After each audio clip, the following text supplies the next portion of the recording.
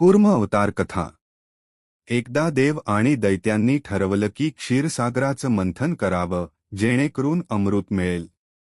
अमृतामुळे देवांना अमृतत्व प्राप्त होणार होतं. मंथनासाठी मंदराचल पर्वत मंथनदंड म्हणून आणि वासुकी नाग दोरी म्हणून वापरला. पण मंथन सुरू होताच प्रचंड मोठा पर्वत क्षीरसागरात बुडायला लागला. देवदैत्य घाबरले. त्यावेळी भगवान विष्णूंनी कूर्म कासव अवतार धारण केला. विष्णूंनी प्रचंड कासवाचे रूप घेतले आणि आपल्या भव्य पाठीवर मंदराचल पर्वत धरला.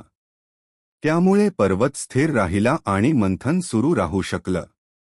मंथनाच्या वेळी अनेक रत्न बाहेर आली: लक्ष्मी, चंद्र, कामधेनू, कल्पवृक्ष, ऐरावत, विष, हलाहल व शेवटी अमृतकुंभ.